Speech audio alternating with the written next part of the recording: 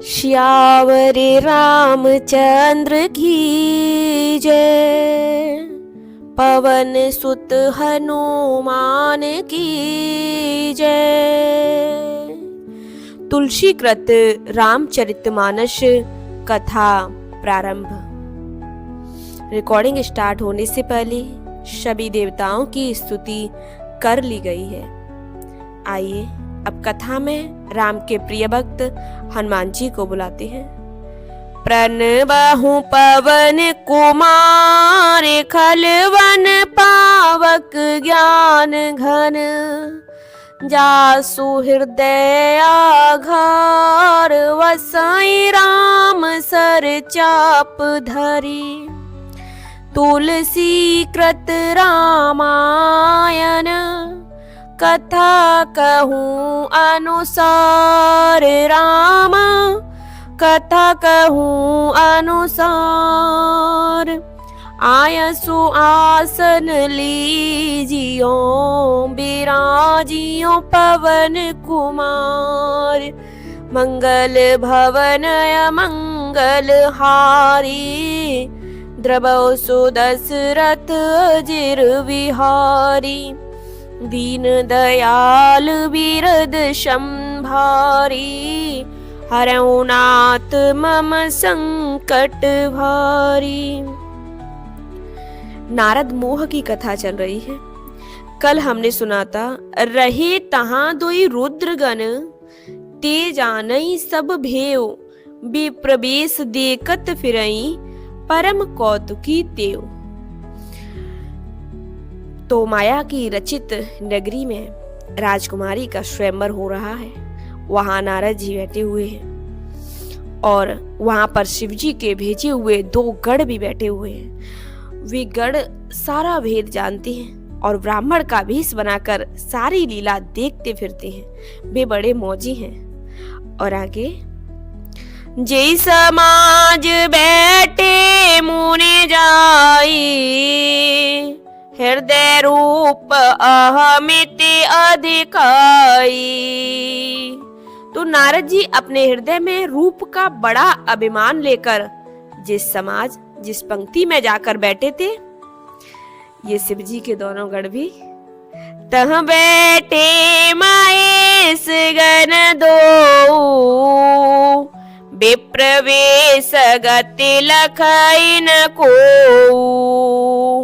तो जिस पंक्ति में नारद जी बैठे हुए थे, उसी पंक्ति में ये शिव जी के दोनों गढ़ भी जाकर बैठ गए। और ब्राह्मण के वेश में होने के कारण इनकी इस चाल को कोई न जान सका। और करई कूटी नारद सुनाई, नीक दीन हरे सुंदरताई। और वे नारद जी को सुना सुनाकर व्यंग करते हैं। कहते हैं कि भगवान ने इनको अच्छी सुंदरता दी है। और रिजई राज कुंवर छवि देखी, इनई बरई हरि जान विसेखी। उनका मजाक बना रहे हैं और कहते हैं, इनकी शोभा देखकर राजकुमारी रीझ ही जाएगी। और हरे बानर जानकर इन्हीं को खास तौर से वरण करेगी। और मुनि ही मोह मन हाथ पर आए, हसई संभोगन अति सचु पाए। नारद मुनि को मोह हो रहा था।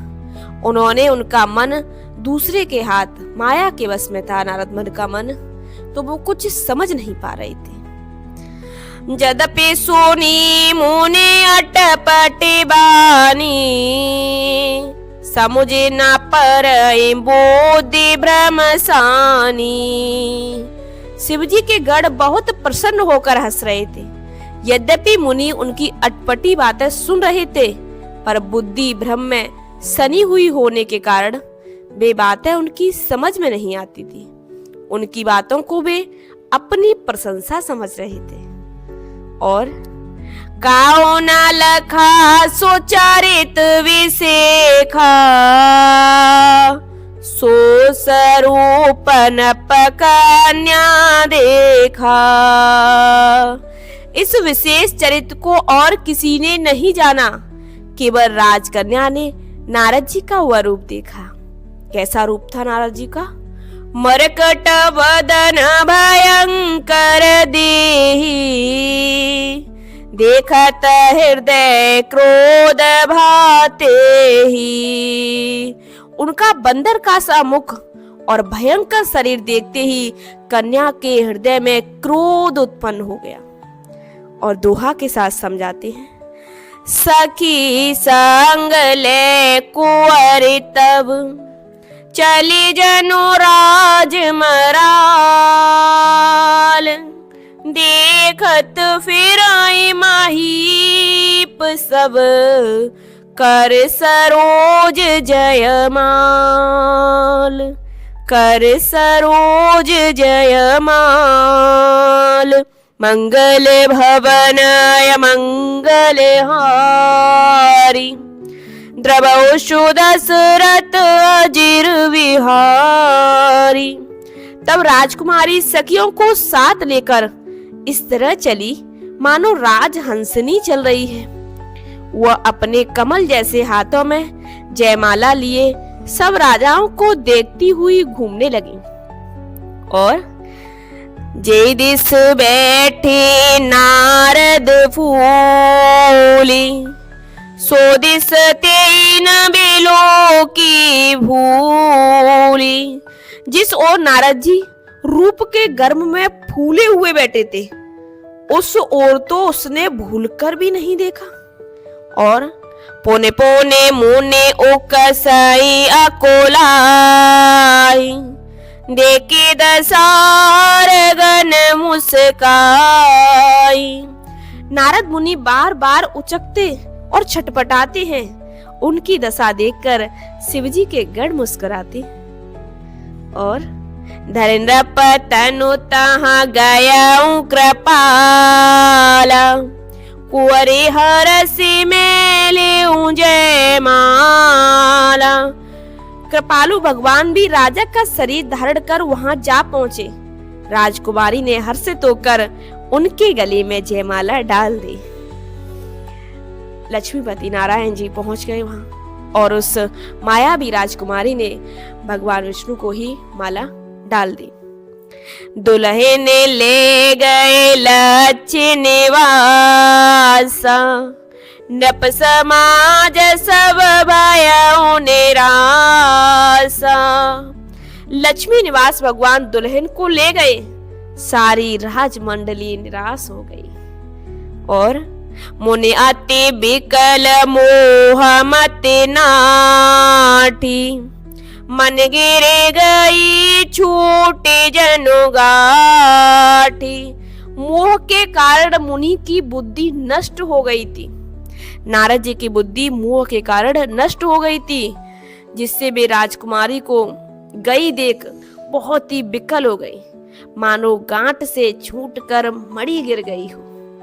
और तब हर गन बोले मुस्काई, निज मुख मुकर बिलोक जाई। तब शिवजी के गणों ने मुस्कुराकर कहा, जाके दर्पण में अपना मुख तो देख लें। असकए दो भागे भय भारी, बदन दीके मुनि बारे निहारी। ऐसा कहकर वे दोनों बहुत भयभीत होकर भागे। मुनि ने जल में झांककर अपना मुंह देखा तो अपना रूप देखकर वे सो बेलो के क्रोध अतिवाड़ा,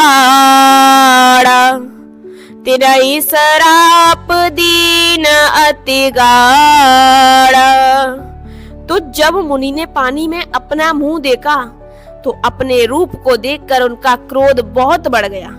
उन्होंने शिवजी के उन दोनों गणों को अत्यंत कठोर शाप दिया। अब दोहा के साथ कथा को विश्राम देंगे। हो निशाचर जाय तुम, कपटी पापी दो,